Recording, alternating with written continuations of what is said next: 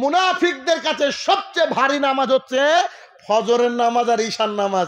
তো ফজরের 1.5 কাতার আর জুমার দিনে ভরে না, এরা কি মুনাফিক নয়? আবার রমজান মাস আসলে আরে আটে না তারাবি পড়ার গতি কি 1 সপ্তাহ, তারপরে ব্যাটারিতে চার্জ থাকে না, আবার 27 রমজান। এই আর ঈদের দিনের অবস্থা এমন ভয়াবহ, আল্লাহ মনে হচ্ছে এক একটা ফেরেশতা আকাশ থেকে নামিয়ে দিয়েছে, গোটা গ্রামে চিনতে পারেনি কে ভাই। সাদা ধবধবে পোশাক পরে ইমামের পেছনে দাঁড়িয়ে আছে, মনে হচ্ছে ইমামকে বলেছে সাইডে সরেন তো। আছে না এরকম লোক? আতর এমন আতর মারা মেরেছে যে ঈদগাহে প্রথম বসে আছে, ওই লোক হচ্ছে ঈদু মিয়া, বছরে 2 দিন নামাজ পড়ে।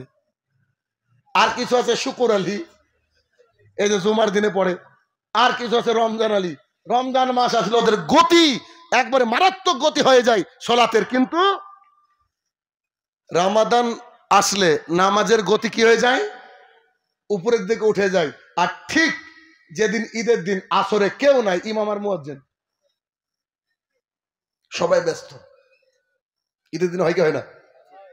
এই যে গতদিন ঈদ গেল, গত যে ঈদ গিয়েছে, বুকে হাত রেখে অনেকেই বলতে পারবেন না যে ঈদের দিনে 5 ওয়াক্ত সালাত আপনি তাকবীরে উলার সাথে পড়েছেন। অনেকেই বলতে পারবেন না। তাকবীরে উলা বুঝেন কি? ইমাম সাহেব যখন বলছে আল্লাহু আকবার, আপনিও বলছেন, গিয়ে শুরুতে পাচ্ছেন এই তাকবীরে উলার সাথে 5 ওয়াক্ত সালাত আদায় করেছেন, এমন মানুষ হয়তো এখানে আছে কিনা সন্দেহ। খুব বেশি বলছি কথা, আমি যেটা বাস্তব দেখি সেটা বলি, খুব কষ্ট লাগে ভাই।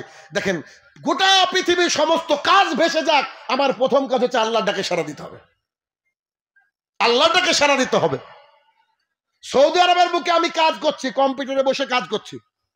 দেখেন এখানে বসে আছি, এটা আমার অফিস। আপনাদের প্যান্ডেলের শেষ মাথা এইটা হচ্ছে মসজিদ, এটা হচ্ছে স্পেশাল যারা অফিসের লোক তাদের জন্য মসজিদ। তা আমি বসে কাজ করছি। সুদানি একজন মানুষ, সুদানি মানে যে দেখেন লোক খুব কালো, দেখবেন লম্বা কালোর, মাথার চুলগুলা গুটি গুটি হয়, দেখেননি? খেলাধুলা তো দেখা যায় অনেক সময়।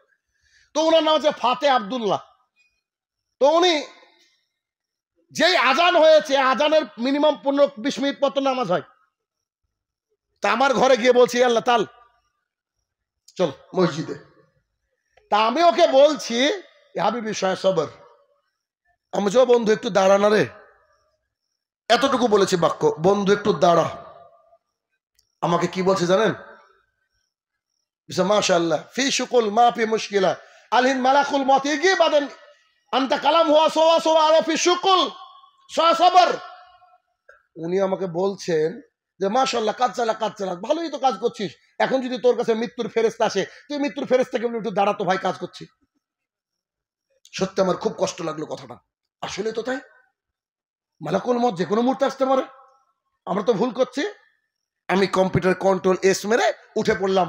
তখন আমার গলায় হাত দিয়ে বলছি, সাদিক শুভ হাদা মসজিদ আনা ওয়ান্তা ফি তারিকাল মসজিদ, ও হচ্ছে মসজিদ, আমি আর তুই এখন মসজিদের রাস্তায়। আলহিন মালাকুল মত ইগি, এখন যদি মালাকুল মত আসে অন্তত আল্লাহর কাছে গিয়ে বলতে পারবো যে খবরদার আসরের হিসাবে ধরিয়েন না।